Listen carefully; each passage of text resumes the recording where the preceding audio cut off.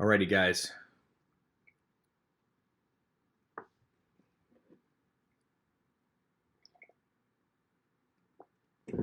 We have another controversial video coming your way. Why gun control works. Why it works. Simply put, the reason why it works is because the left understands psychology. They understand psychology first off, and second off, people don't care enough about firearms. That's just the truth. Okay. And I'm not here to say whether that's good or bad. I mean, that's irrelevant. That because it doesn't matter if it's good or bad. The only thing that matters currently is what is. Okay. But simply put, it's because people don't care. And I will go into more detail. But first, let's talk about the psychology of gun control. Right? It's this narrative that I'm going to lose my. Well, if there's, you know, gun bans and this and that, I'm going to lose my guns in a boating accident. That is a psychological piece that is very detrimental to the overall cause of what Second Amendment advocates would be going for. Okay, and the truth of the matter is, the left. No, notice how the left never comes after people that say that. Notice how they're very quiet on guns, going into bunkers or being lost. Notice how they don't say anything about it. They obviously hear it. They obviously see it. They have social media like everybody else. There's t-shirts made about it. But the reason why you don't see a big backlash about that is because that's what they want. That's what they want you to say. That's how they want you to feel. Because by the sheer premise of you stating that you're going to lose your firearms in a boating accident, you are giving credence and credibility to the idea that guns or firearms are taboo, and that there really could come a time where they could be illegal, right? And that's very dangerous.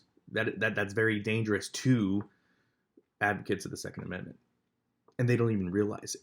They don't even realize that that's the purpose of, and that's the goal of gun control. It's the psychological component, right? This idea that, you have to go into hiding with your firearms, and that there's somehow this ever-seeing eye that knows everything that's going on. And this is why this is why that line of thinking is detrimental, because it puts you against the world, right? It's a you against the world movement at that point. If your neighbor across the street who has a beautiful wife, two beautiful daughters, if somebody breaks in their house and tries to rape, kill, victimize them, and let's say we live in a world where all guns are illegal, and he takes his gun that he lost in a boating accident and defends his family, and then he's put in jail for the rest of his life, not because it wasn't a justified use of force, but because of the instrument in which it was used. Are you going to defend your neighbor? The answer is no, because you're not defending the Second Amendment now. And the reason why you would do that is because in your mind you're like, well, he knew the consequences, and he knew that if he did that he's saving his family and spending the rest of his life in jail. Like he knew the ramifications of that. And the reason why people immediately go to that argument is because in your mind you know that they're bad, they're taboo, they're illegal, right?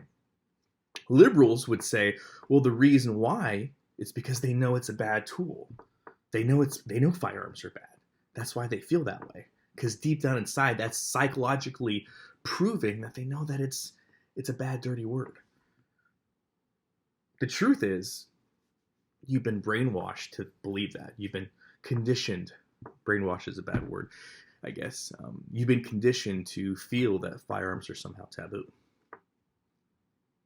And that's why the NRA does such a good job of, only doing providing for enforceable regulation, right? And so it's important to realize this nuance, right? The left, gun control advocates, they want you to hide your firearms. They want you to lose them in boating accidents, because as soon as you make it a you against the world, you're not defending your neighbor, and you're definitely not defending firearms. It's the truth. And you're listening to this and you know without equivocation that what I'm saying is true and makes sense. I almost feel this is a conspiracy. Um, I almost feel like it's the left that came up with that slogan somehow, and the right just kind of took suit. Came up with the lose them in a voting act, because that's exactly what they want. Because they know once the regulations put in place, and these firearm incidents happen because people are rightfully trying to defend themselves, like we were already seeing in UK. Nobody's going to come to the defense. You think the farmer in the UK, I'll leave the link in the description box below. You think the farmer in UK that defended his family from multiple assailants with a firearm that spent time in jail, do you think that anybody came to his aid? No. Are there firearms in the UK? There sure are. Are they hidden? Sure as shit they are, and even more so now. Because then you have to think about, well, maybe I'll just maybe I'll let myself be victimized because I want to keep my firearms. So it's this precious little secret that you have that you're going to take to your grave. And then it's going to be up to your children to decide, or whoever's going to inherit the estate to decide what to do with. And liberals and the left, as much as they want to rattle and roar about how gun control is, they're trying to eliminate it overnight, they are here for the long game. Make no mistake. Make no mistake. They are totally satisfied, and they're totally here for the long game when it comes to gun control. And if the current status quo stays as it is, they will be successful. I have no doubts about that. I know that's horrible, and nobody wants to hear that. I know that somehow makes me, that angers people. But the truth is, given our current trajectory, I don't see how it's not. When you have so many so-called gun activists and patriots out there that are like, I'm just going to lose them in a boating accident, the psychology is already there for their success. You've already set the mood for your failure. Now, how do you fix the problem? Well, let me just give you a hypothetical here, okay? Let's say instead of firearms, we're talking about coffee, right? Let's say before I could buy a new espresso machine, I had to get a background check. I had to wait 2 weeks, cool down period for the espresso machine. Then I had to get the espresso machine registered, and then I had to pay a fee to get it registered. I had to get it stamped, and then I had to go put myself on a list and explain exactly where my espresso machine is at all times and who has access to it and who's going to be borrowing it. Let's say I had to do that anytime I bought an espresso machine or French press or coffee maker. And then let's say before I could go out and buy coffee beans, right, I had to then get a background check, and I had to pay more fees for a $10 bag of coffee, which now you're putting all these import taxes and everything. So now a $10 bag of coffee now costs $40, $50. Let's say that was the regulations that they were trying to put into place. And let's say you could only drink coffee in designated areas. Let's say you couldn't openly carry coffee outside. Let's say they put all these rules and restrictions on coffee. Within one working period, right? Within one working day, 1 8-hour day, the white women of this country would have that entire system dismantled. And I'm being truthful. If all of us just stood back, the white women of America would get that shit fixed real fucking quick. Real fucking quick. It would make everybody's heads fucking snap. The white women alone in this country would get that regulation turned around like that. And nobody is even doubting it that would happen. There's zero doubts in my mind. If the government tried to put the same regulations on coffee and pumpkin spice lattes as they did on firearms, white women would fucking crush. They would quell any kind of restrictions on their caffeine intake. It would happen so fucking fast. And nobody here can even argue that wouldn't happen.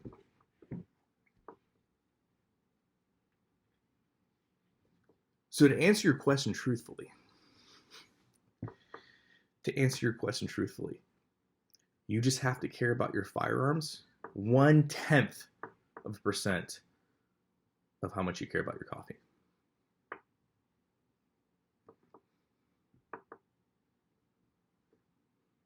I mean, carry the same fines, carry the same weight, carry the same jail time if we just switched, right? We switched coffee and we switched firearms.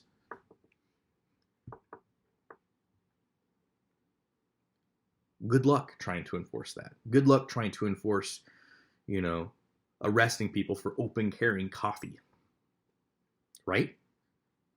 And this is not, this is realistic. This is real life. If people cared as much about coffee as they did firearms, if people cared as much about coffee, alcohol, porn as much as they did coffee, shit. The problem would solve itself. And it wouldn't be done illegally or with force or anything like that, but you would have enough angry people rallying and saying, no, this is what we're doing. You are not going to make me pay for a background check to get an espresso machine. You're not going to tax me on coffee. You're not going to force me to do a background check in order to buy coffee beans or buy coffee equipment. You're not going to do it. And we are going to put pen to paper right now, and we're going to fix this. I don't know what the fucking hell you were thinking. And that's exactly what would happen. So it's really that simple, guys. I know people may try to conflate that coffee and firearm aren't the same thing. And you're right. Technically, they have different definitions. But the action for success is exactly the same. You need people to actually give a shit about that freedom and right for things to be taken care of, for things to be fixed efficiently, right? There are a lot of gun-carrying Americans in America. And if they cared as much about their firearms as they did their coffee, gun control wouldn't even be an issue. It wouldn't even be a talking point. It wouldn't, because it would be as ridiculous as me trying to regulate coffee. I don't know what else to tell you guys. It's the truth. So, like I said, this idea of, and the psychological gymnastics that Second Amendment advocates play in regards to firearms, hiding their firearms, burying their firearms, losing them in boating accidents, is exactly the type of mentality and psychological profile the left wants of you. It's the truth. They have you exactly where they want you. And they're here for the long game. They may rattle and rail in public that they want to, scream and cry, we're going to do this now, but they're here for the long game. And they're willing to play it as long as it takes. Because if you believe our forefathers, if you really believe what they have to say, then you're going to know that your freedom to bear arms and your First Amendment rights and all the rights that are been ratified in our Constitution are important and there for a reason. So there you have it, guys. I know it's a very unpopular video, but I guess what I'm trying to say is it's time for the women of America to stand up and put their foot down and say, no more. Because it would work. One working day. If it was switched, if it was coffee instead of firearms, that regulation would be fixed overnight. Well, there you guys have it. That's my video for you guys. As always, long live the Republic. And again, leave me a comment in the comment section below if you think I got it wrong. Then you don't understand the power of the pumpkin spice latte. But leave me a thumbs down and articulate yourself in the comment section below. Long live the Republic.